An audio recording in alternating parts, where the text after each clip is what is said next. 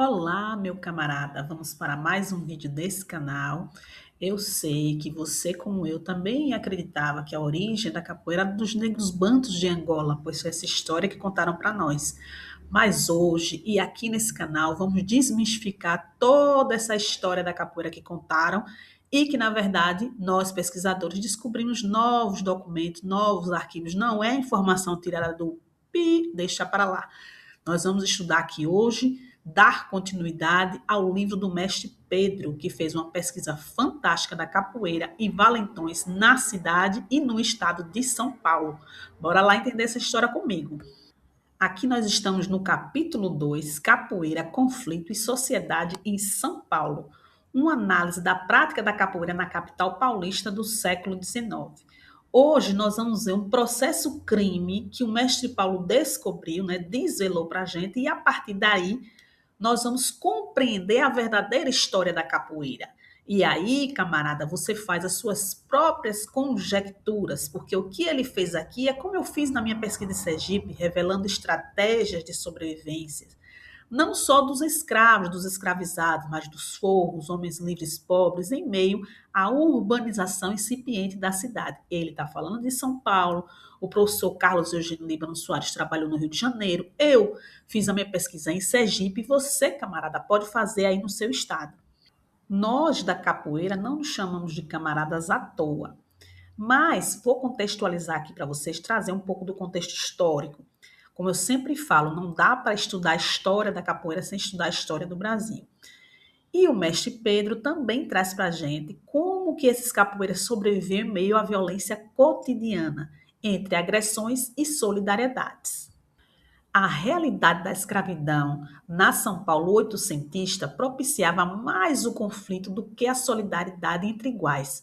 Quando eu digo que a capoeira não nasceu naquele processo que nós escutamos o tempo todo, em ânsia de liberdade, no processo dos escravizados, em ânsia de liberdade, em luta contra a opressão, é por conta dessas evidências. Não tem como, naquele processo histórico cotidiano, ter nascido a capoeira, acordou alguém de manhã e disse: vou criar essa capoeira aqui para lutar pela minha liberdade. Não foi assim. A capoeira é uma prática social surgida no cotidiano, e você perceba aí, muito entre os iguais. A briga, a luta, a sobrevivência também era uma disputa de poder entre eles mesmos. E nós podemos ver que, convivendo nesse mundo hostil, onde a dominação e a discriminação se somavam à escassez de recursos, a experiência citadina era competitiva, havia uma competição entre eles, conduzindo escravos e forros a desenvolverem lutas pessoais, muitas vezes contra seus próprios pares. Observe como a capoeira nasceu. Qual é a origem da capoeira? A origem da capoeira é justamente desses processos cotidianos.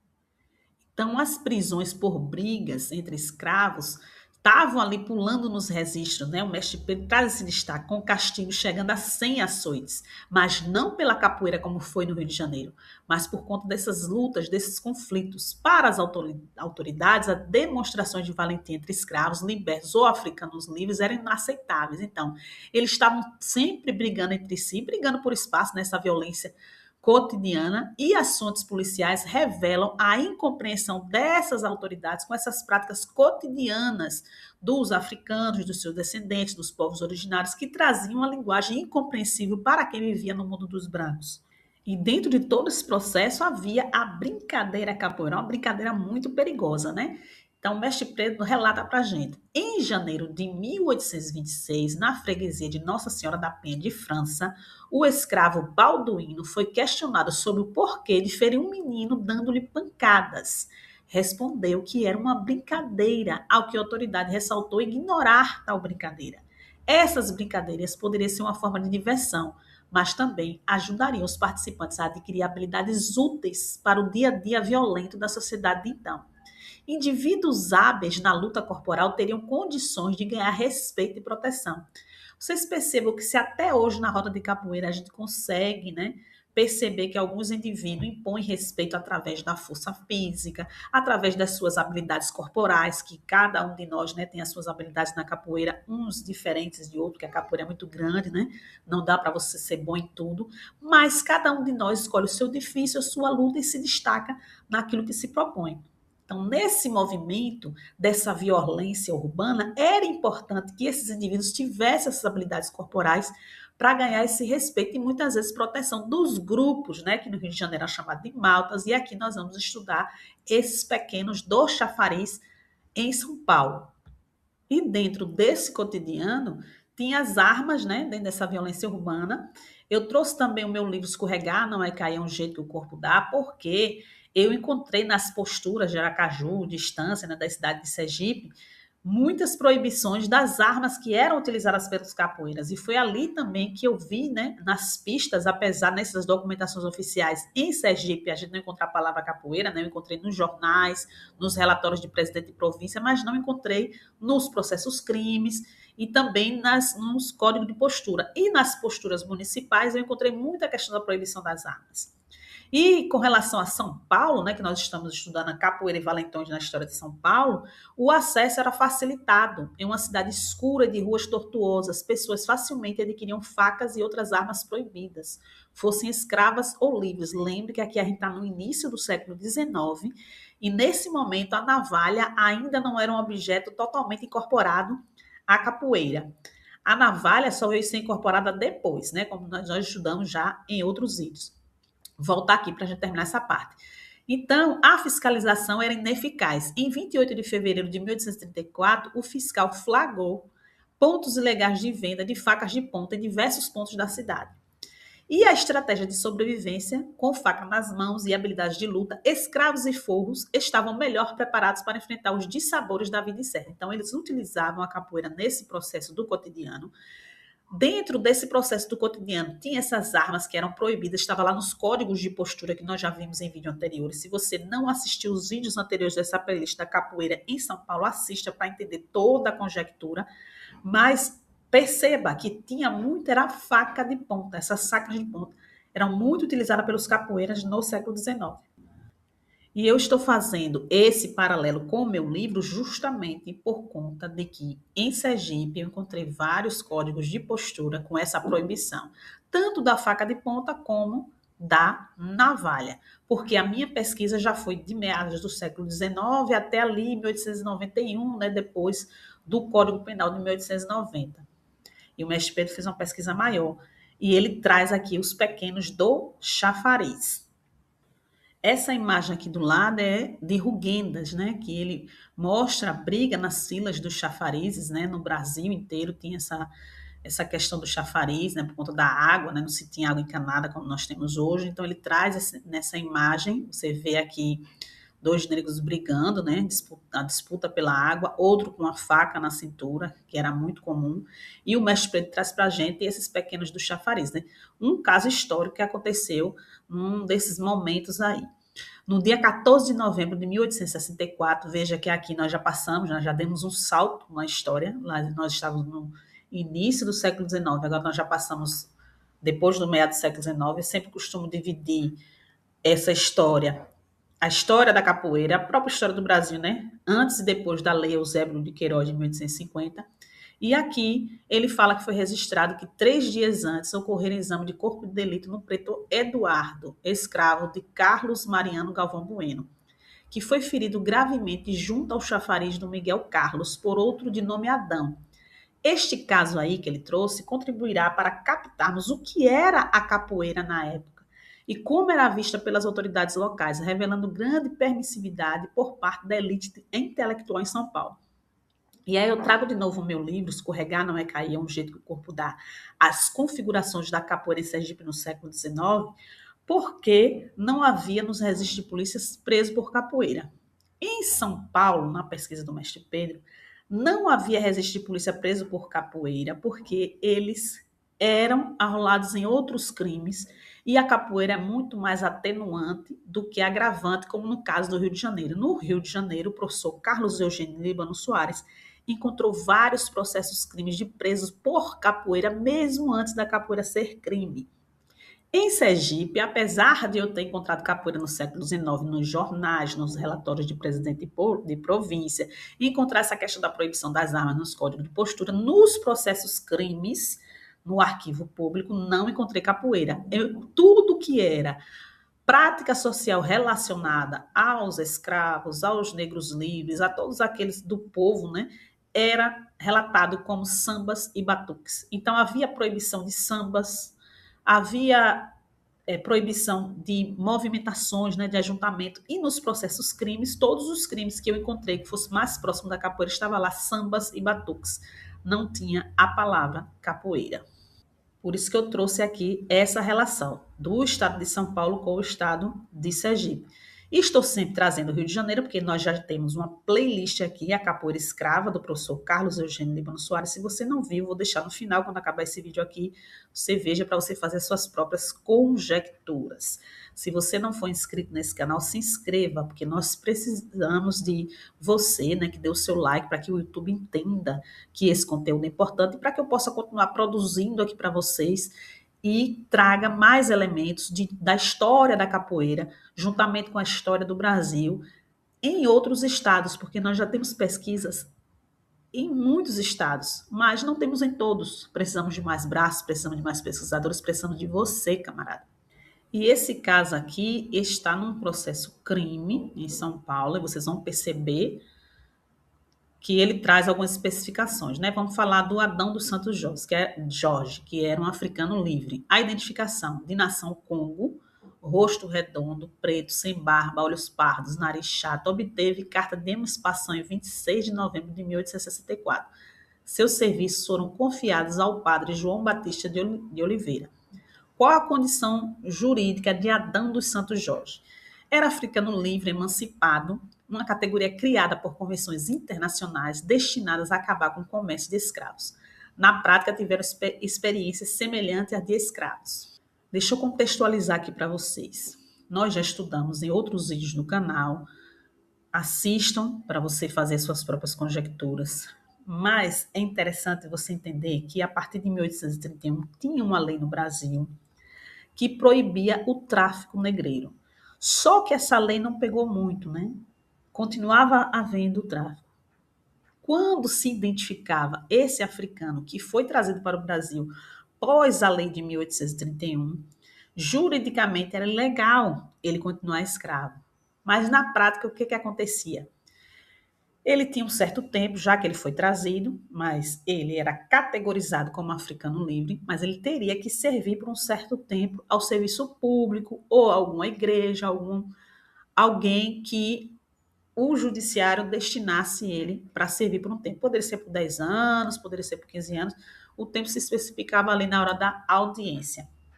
Mas o que é mais importante é que a proibição existia, mas continuava acontecendo o tráfico negreiro e aqui dentro havia esse jeitinho, né, de continuar a pessoa escravizada. Apesar de ser africano livre, porque já tinha passado a lei, né, ele tinha que servir por um tempo para ser totalmente emancipado. Coisas da história do Brasil. Como eu sempre falo para você, não dá para estudar a história da capoeira sem estudar a história do Brasil. Por isso que a capoeira, o nascedouro, né? Onde nasceu a capoeira? Qual a origem da capoeira? A capoeira, o que podemos afirmar, sua origem é nesse contexto sócio-histórico, político, social do Brasil, porque só aqui tinha esse jeitinho, só aqui tinha certas nuances que não houveram em outros países, só aqui só foi possível essa prática social se desenvolver. E aí, o interessante que o mestre Pedro traz é um chafariz específico, né, onde aconteceu esse fato, que é um processo crime, né, que é o chafariz do Miguel Carlos. Projetado em 1845 e construído 2 anos depois no bairro Central da Sé, o chafariz ganhou este nome por se localizar na altura da chácara outrora pertencente a Miguel Carlos Aires de Carvalho. A rua era deserta e estreita, sem calçamento nem iluminação. Mas a água dessa nascente era tida como a melhor da cidade, o conceito justificado pelo índice da análise de potabilidade realizada em 1791, que a considerara livre de todo e qualquer selenita. Então, quer dizer, uma água pura, Como a água era escassa, né, como era difícil, você não tinha água encanada em casa, então esse chafariz era um ponto de encontro muito importante. Então, quem dominava esse chafariz tinha muito poder na e muitos dos nossos irmãos ancestrais da capoeira dominavam esses espaços, que era importante, né? A importância estratégica desse local. A localização privilegiada na saída de uma das 3 pontes sobre o rio Anhangabaú, servindo de trajeto para quem queria acessar os Campos do Guaré. O pessoal que é de São Paulo conhece mais do que nós, coloca aí nos comentários, né, se você conhece essa região, para nos ajudar a localizar. Obviamente que tudo mudou, né, minha gente? Mas, de repente, alguém que é de São Paulo que passa por essa região pode dar mais detalhes para a gente. Um ponto de encontro, junto aos chafarizes, constituíam pontos de encontro das camadas populares com função simbólica na organização socioespacial da época. Era um ponto de encontro em que as pessoas, né, os transeuntes se encontravam ali e os capoeiras muitas vezes dominavam essa região, né, que tinha controle e tinha prestígio. O controle de um chafariz proporcionava grande prestígio entre a camada mais baixa da população, devido à escassez de água. Então, quem comandava o chafariz comandava aquela região todinha e tinha o respeito da população. Muitas vezes, nesse comandar, gerava-se conflitos. Conflitos frequentes ocorriam à beira das fontes de água, pela escassez, a escassez da água, né, ou pelo excesso de usuários. Como você viu lá na imagem de Ruguendas, né, filas imensas para conseguir água ali do chafariz.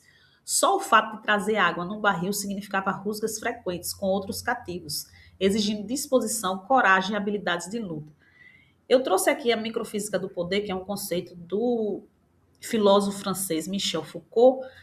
Vou falar assim, grosso modo, mas para vocês entenderem que, para Foucault, as relações de poder se dá também no cotidiano, se dá em micropoderes, porque muitas vezes quando a gente fala de poder, a gente traz o poder lá em cima, dos poderosos, da elite, e muitas vezes a gente esquece dessas relações cotidianas nossas, que a gente também exerce poder. É o marido que exerce poder sobre a mulher, ou vice-versa, a mulher sobre o marido, depende, às vezes é por conta do poder econômico, que um tem mais do que o outro.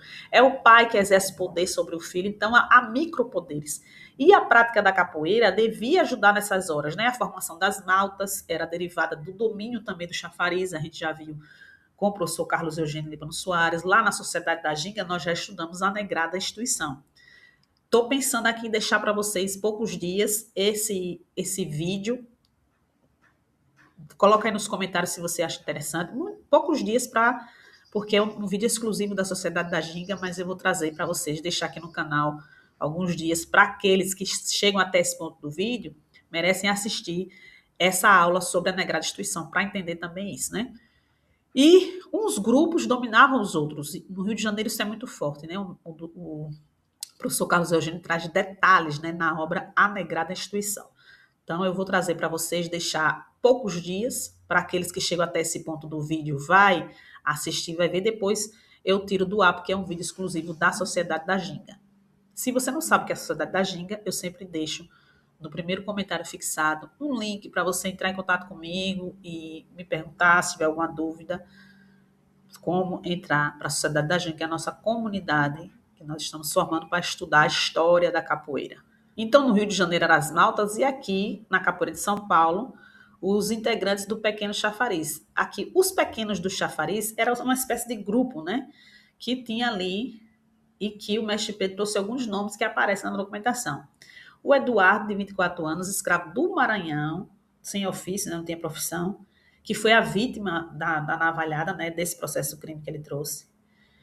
E a gente percebe, né, um escravo vindo do Maranhão. Quando tem a proibição do tráfico negreiro da África para o Brasil, né, especialmente pós 1850, com a Lei Eusébio de Queiroz, o tráfico interno fica muito mais forte do que era, né? Aí ele traz Melquiades, 30 anos, escravo do convento de São Bento, copeiro, natural de Maricá, no Rio de Janeiro. O Adão, que foi que desferiu, né, o golpe, 23 anos, africano livre do Congo, pedreiro, acusado de agressão. Inácio, 25 anos, escravo de Lourenço Dias Leite, cozinheiro, natural de São Paulo. Veja que capoeira está sempre ligada à classe trabalhadora, apesar de na documentação, nos jornais, tentarem sempre colocar capoeira como vagabundo, como marginal, mas percebam que capoeira sempre pertenceu à classe trabalhadora. E tinha João Pequeno e João Grande, mais ou menos o que aconteceu lá na Academia do Mestre Pastinha, né? Todos já sabem dessa história, como um era maior do que o outro, para diferenciar os dois João, um foi João Pequeno e João Grande. Também nos pequenos do chafariz tinha João Pequeno, de 17 a 18 anos, né, mais ou menos, Pardo Livre de Cotia, que é outra cidade de São Paulo, serviços domésticos, alfabetizados. Isso é um destaque interessante, porque a maioria dos escravizados, né, mesmo dos negros livres, não sabiam ler e escrever, até porque era proibida a escola para eles. E João Grande, 19 anos, pardo livre, né, de Santos, São Paulo, pedreiro, o porte maior do que João Pequeno, por isso que era chamado de João Grande. Dentro desse processo, né, de heterogeneidade e solidariedade, a diferença entre os capoeiras que se enfrentaram em 1831, não sei se vocês estão acompanhando o canal, mas quem já está acompanhando sabe do caso de 1831 lá na Chácara do Padre. E essa rapaziada do chafariz é compreensível pelas mudanças no fim do, do tráfico, né, do Atlântico Negreiro, que foi em 1850 com a lei Eusébio de Queiroz. Então, foi outro movimento que acontece na escravidão negra no Brasil após essa lei. A interrupção do tráfico acelerou o processo de ladinização e desafricanização da população escrava. Nós também já estudamos, né, mas grosso modo, ladinização é o indivíduo africano que chega aqui e consegue se inserir totalmente na sociedade brasileira, né? Adquirir o jeitinho brasileiro, a forma de falar, de andar, entender o português, saber bem se colocar e se posicionar nessa sociedade, favorecendo sua assimilação, desenvolvendo novas formas de sociabilidade que permitiam maior solidariedade entre os escravos. Na minha pesquisa em Sergipe, no século XIX, nos jornais diziam bem assim, especialmente quando se falava de Vitor Manuel Fontes, que foi um indivíduo que foi encontrado entre os capoeiras. Eles falavam muito que ele ajudava, né? Dava comida, alimentava, fazia muita coisa por esses indivíduos.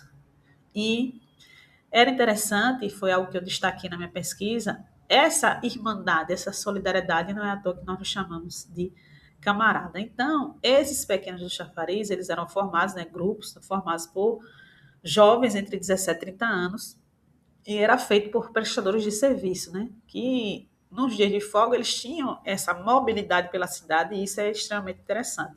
Porque muitas vezes a gente pensa na escravidão negra, é claro que houve muita barbaridade, mas a gente pensa muito o que a gente viu nas novelas, né? Parecendo que não tinha nenhum tipo de mobilidade social, que não tinha nenhum tipo de ascensão, mas existia várias formas, é por isso que eu digo, reafirmo que a capoeira só foi possível nesse contexto sócio-histórico, cultural, político do Brasil. Porque aqui havia muita permissividade, apesar da agressividade, da opressão, mas acredito que a escravidão negra durou muito mais tempo do que outro país, justamente por isso, porque não se dava muito espaço para as revoltas, com o discurso, né, paternalista, patriarcal, de cuidado, né, que até hoje a gente vê discursos assim, pega-se uma pessoa negra, uma menina às vezes do interior, traz para a capital e diz que faz parte da família e a pessoa acaba ali sem os seus direitos trabalhistas e se sente parte integrante da família, mas ao mesmo tempo tem um quartinho da empregada. Enfim, coisas do Brasil, né, minha gente? E nós, que somos professores, mestres, contramestres de capoeira, todos aqueles que dão aula de capoeira, têm essa responsabilidade de aprender a história do Brasil para fazer a prática antirracista, que a gente sabe que o nosso racismo é estrutural. Outro ponto importante que o mestre Pedro faz na pesquisa dele são as origens étnicas desses africanos livres, né? A predominância é do Congo, entre os africanos livres matriculados em São Paulo, aqueles de procedência centro-ocidental eram predominantes, chegando a representar quase 30% dos que foram associados a algum grupo étnico africano. Lembre do vídeo, né, passado dessa playlist, quem não assistiu, assista, dessa capoeira em São Paulo, que a gente percebe que os indivíduos oriundos da África Centro-Ocidental também são indivíduos que a gente percebe no Haiti, onde teve a Revolução. E aqui no Brasil, apesar das revoltas, nós já temos vídeo também no canal falando das revoltas, né, que os capoeiras estavam envolvidos, apesar das revoltas, todas eram reprimidas de certa forma com a tal da permissibilidade que nós tínhamos aqui. Dentre esses aí, né, os congos era a segunda maior força, atrás apenas dos cabindas. Essas identidades eram fluidas, construídas no contexto da escravidão nas Américas. Porque o que acontece? Muitas nações, a África é um continente imenso, né? Então muitas nações eram, né, trazidos de lá para cá. E aqui eles faziam as suas sociabilidades, né? Faziam as suas relações. E às vezes, por estar junto de outros, se dizia: essa região, esse veio dessa região do Congo, mesmo sendo de outras etnias, eles eram colocados no mesmo rol, né? Ali. Ah, são do Congo, são de Cabindas, são de Cassange, são de Benguela. Eles faziam essa relação e enquadravam, mesmo não sendo um indivíduo daquela localidade. Por isso que é diferente. Essas identidades eram construídas também em solo americano, né? Que não acontece só no Brasil, isso acontece em toda a América onde houve escravidão negra. Isso é só para a gente entender que, como eu comecei o vídeo dizendo, capoeira não nasceu dos bantos de Angola, a capoeira nasceu, a origem da capoeira é de uma matriz africana, sim, mas dentro em solo brasileiro, com várias misturas. Tanto mistura entre as etnias dos nossos irmãos africanos, como mistura das etnias dos povos originários que já estavam aqui, e depois, para se transformar no que nós conhecemos como capoeira, com a inserção também dos estrangeiros. Mas esse ponto específico que o mestre Pedro trouxe, né, que é o dia da navalhada, o incidente, vou recapitular aqui para vocês. O que aconteceu? A chegada ao chafariz. Adão dirigiu-se para buscar água na bica do Miguel Carlos. Encontrou uma navalha no chão, no pátio de São Bento. Lembre que aqui é pós Eleus de Queiroz. Então, a navalha é introduzida na capoeira após 1850, certo?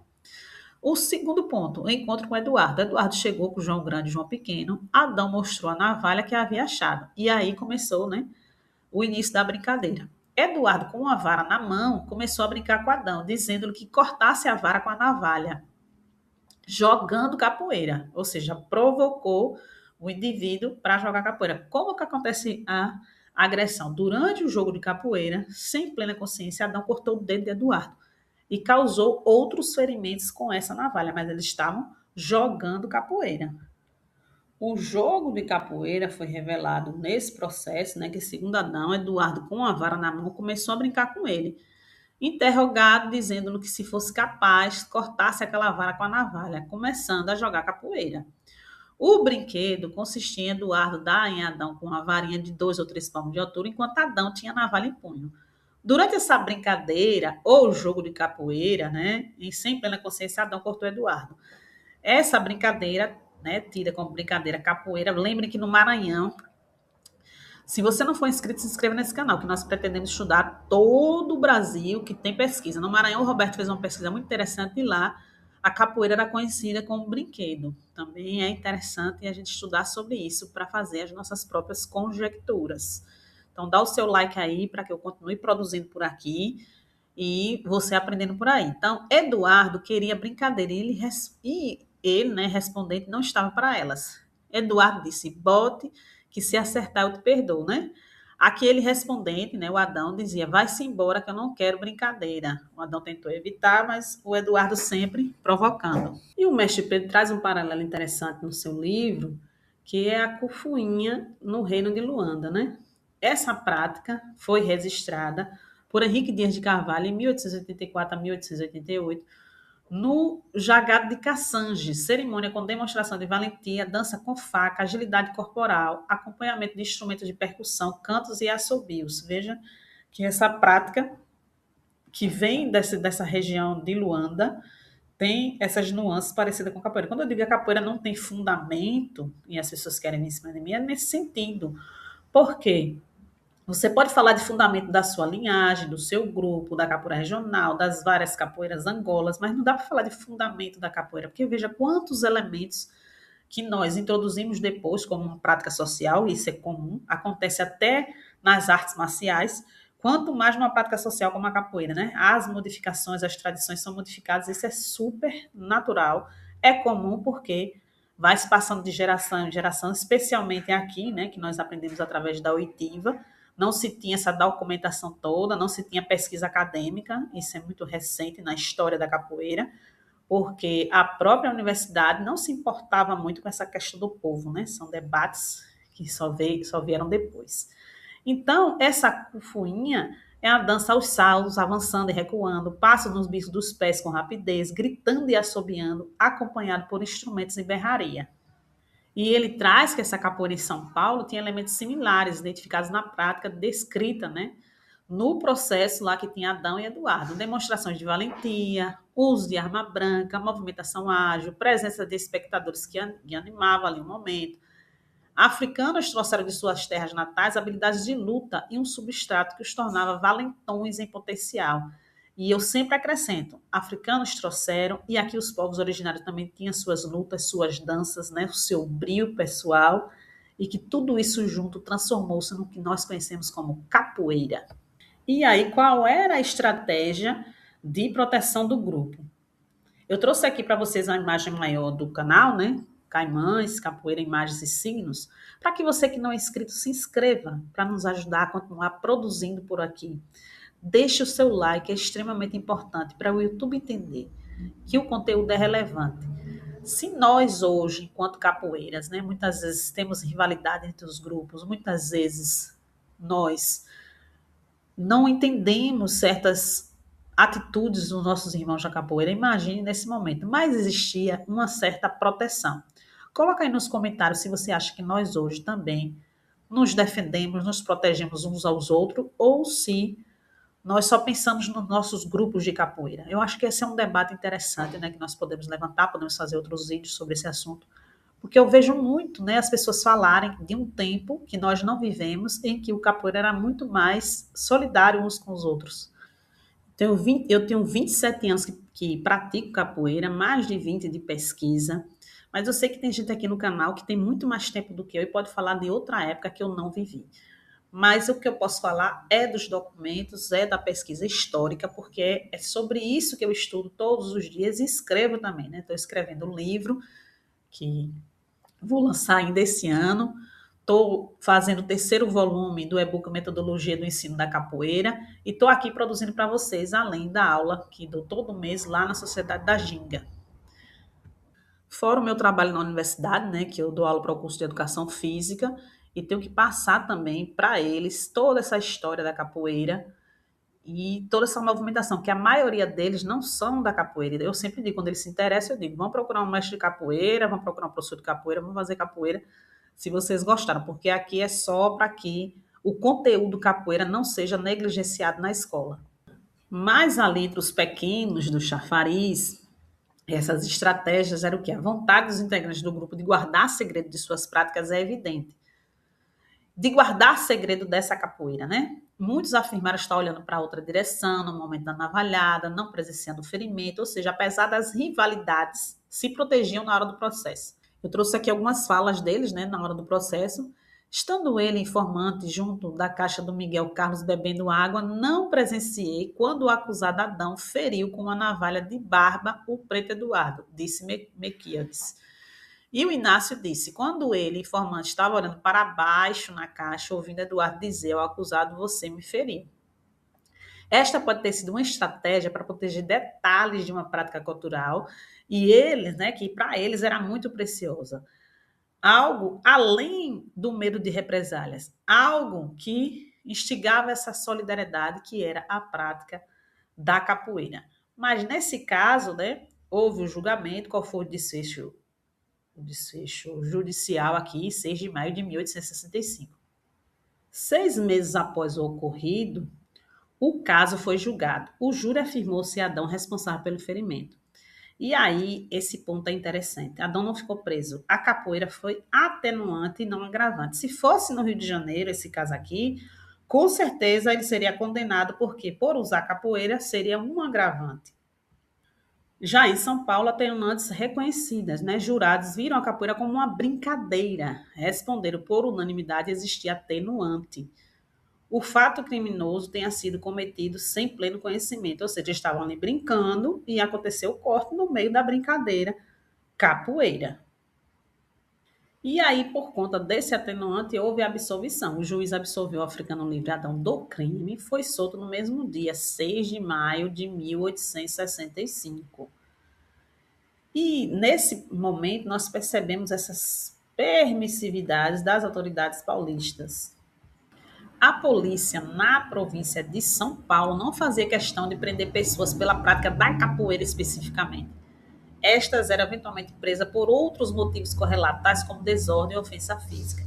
Se a gente for pensar lá na pesquisa do professor Antônio Liberac, né, que ele fez uma pesquisa na Bahia muito importante com relação a isso, nos traz a percepção do pesquisador. Quando você for fazer pesquisa histórica, lembre de cruzar as fontes. O que foi que o professor Antônio Liberac fez na Bahia? Como ele não encontrava processo crime com capoeira, veja, na Bahia, ele fez o cruzamento com os relatos do mestre Noronha, do mestre Pastinha, com o que estava nos jornais, e via que naqueles processos apareciam nomes que estavam ali em outras fontes, só que não estavam como capoeira.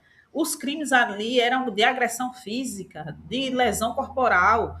Então, o pesquisador ele tem que ter esse olhar, mesmo não encontrando a palavra capoeira, nós percebemos como que na Bahia não tinha capoeira, se a gente tem relatos e tal.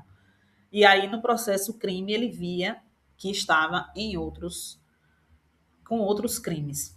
E aqui o mestre Pedro traz esse paralelo. Em São Paulo, capoeira não era agravante. No Rio de Janeiro, capoeira era crime grave. Mesmo antes de ser criminalizada no Código Penal de 1890, no Rio de Janeiro, já tinha o Código Imperial, já tinha a capoeira como contravenção penal, já tinha vários códigos de postura aqui, colocava a capoeira como crime. Em São Paulo, vista como brincadeira. No Rio de Janeiro, era considerada agravante. Se você fosse preso e fosse capoeira, agravava mais ainda a sua situação. Em São Paulo, o júri, em muitos processos, não só nesse, considerava atenuante. No Rio de Janeiro, prisões frequentes por capoeira. Nós já vimos isso lá na playlist A Capoeira Escrava. Se você não assistiu ainda, assista. E em São Paulo, a absolvição do réu. Com certeza, se fosse no Rio de Janeiro, essa condenação aqui do Adão seria certa. E aí vamos fazer aqui algumas conclusões. A capoeira e a sociedade paulista. O caso de Adão do Santo Jorge e os pequenos do Chafariz revela que a capoeira tinha importância nas relações entre africanos e seus descendentes no território paulistano, mas era vista de forma ambígua pelas autoridades. Diferente lá do Rio de Janeiro, onde capoeiras eram perseguidas, em São Paulo havia grande permissividade. A manifestação não era foco de temor grave para senhores de escravos e população em geral. Existia uma estratégia de sobrevivência. A capoeira fazia parte de uma cadeia de estratégia de sobrevivência construída por escravos, sorros, homens livres, pobres. E a prática cultural preservada. Grupos mantinham segredos sobre suas práticas, revelando pormenores apenas situações extremas, protegendo uma cultura preciosa. Então, a capoeira é uma cultura preciosa para eles. Então, eles preservavam, não saía denunciando os colegas, porque era importante manter essa solidariedade. Como eu sempre trago para vocês, mais importante do que fazer a história da capoeira, do que buscar a origem da capoeira, é pensar nessa geografia da capoeira. No Rio de Janeiro, em São Paulo, em Sergipe, na Bahia, no Maranhão, em Alagoas, no Pará, em vários estados que nós já temos pesquisa científica, a gente pode fazer essa geografia, fazer essas comparações. Obviamente que ainda falta muita pesquisa e nós contamos com você, camarada. E se você quiser continuar estudando por aqui, continua nesse canal, curta esse vídeo, se não for inscrito, se inscreva e lembre da nossa regra, só compartilha para uma pessoa ou grupo, não sai compartilhando a doidada não, porque nem todo mundo quer estudar, e aí estraga nosso processo aqui. Compartilha para uma pessoa, para um grupo de capoeira, aquele grupo que você vê engajado, que você vê que quer estudar, você compartilha. E lembre que nós estamos aqui em março, né? Em março nós fazemos um ano de canal. Eu quero muito, muito agradecer a cada um de vocês que estão aqui. Eu sei que tem gente que está aqui desde o primeiro vídeo lá que eu fiz sobre carnaval, né? Que foi no carnaval de 2025, que eu resolvi, não queria ir para o carnaval, não queria sair. Eu disse, não, eu vou gravar um vídeo aqui para falar das relações da capoeira com o carnaval. E de lá para cá não parei mais. Todo domingo tem vídeo novo aqui no canal. E para comemorar, todos os produtos da Hotmart, minha consultoria, meus e-books, meu livro físico da Capoeira de Sergipe do século XIX vai estar com 60% de desconto usando o cupom CAIMães, mas só vai valer durante o mês de março, todo o mês de março. Então, se você tem interesse em adquirir algo que eu tenha produzido, você espera até março para pegar esse desconto, porque é importante a gente divulgar o conhecimento. E eu estou muito feliz de chegar até aqui, até esse um ano de canal. Se quiser me parabenizar aí nos comentários, agradeço, fico muito feliz. Se quiser criticar, se quiser fazer alguma pergunta, se tiver dúvidas, anseios, inquietações, pode colocar tudo aí nos comentários. Agora, com muito respeito, viu, minha gente? Porque capoeira tem que ter propósito. E na roda do conhecimento também tem que ter malícia, tem que ter mandinga, tem que ter dendê. Axé, meu camarada. Até o próximo vídeo.